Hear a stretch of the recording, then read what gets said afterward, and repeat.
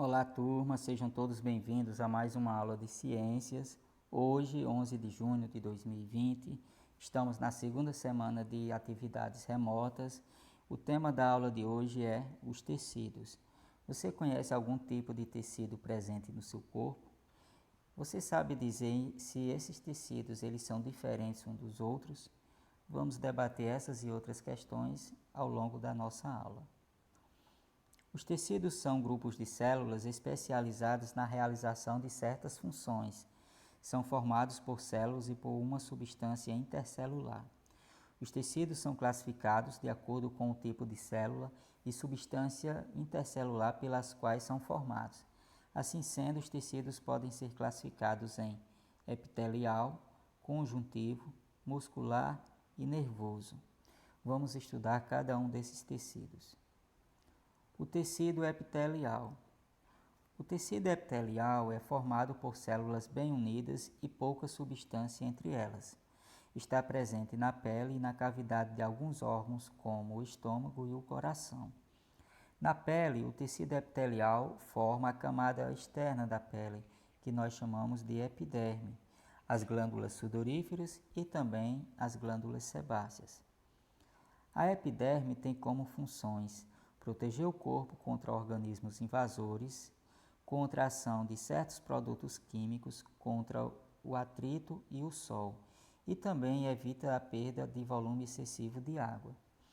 As glândulas sudoríferas têm como função a produção de suor, já as glândulas sebáceas atuam na produção de uma substância lubrificante. O tecido conjuntivo. Há vários tipos de tecido conjuntivo e em cada um deles as substâncias que estão presentes entre as células assumem, assim como as células, funções diferentes. Veremos cada um. Tecido conjuntivo, propriamente dito. O tecido conjuntivo é o que forma a derme e os tendões.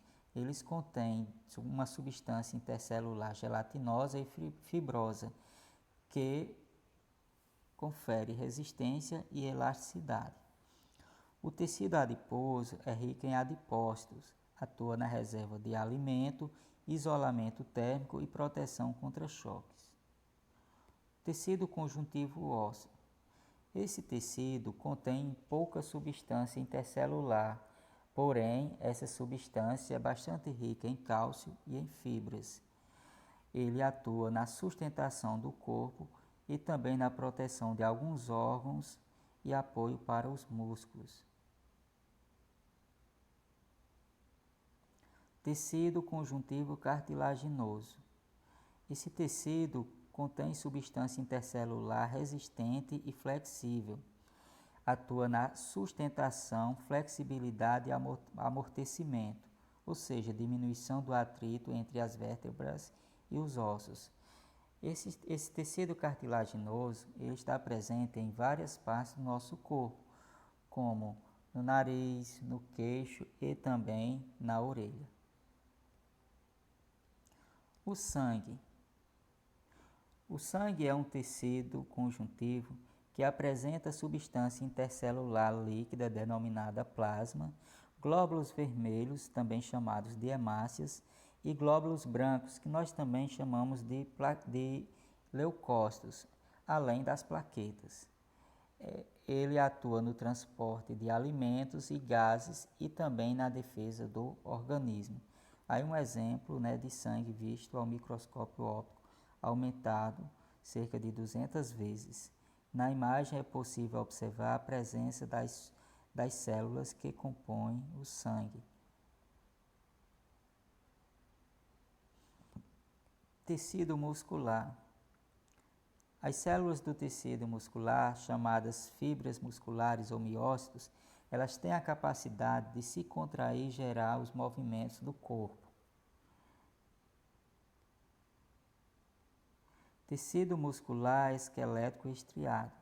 É encontrado em todo o corpo e associado aos ossos. Possui movimentos voluntários, ou seja, dependentes da nossa vontade. Tecido muscular não estriado, liso. Encontrado no tubo digestório, na bexiga, nas artérias e veias e em vários outros órgãos, como o coração. Apresenta movimentos involuntários, ou seja, independe de nossa vontade. Tecido muscular estriado cardíaco. Este tecido é encontrado no coração e também apresenta movimentos involuntários. Tecido nervoso.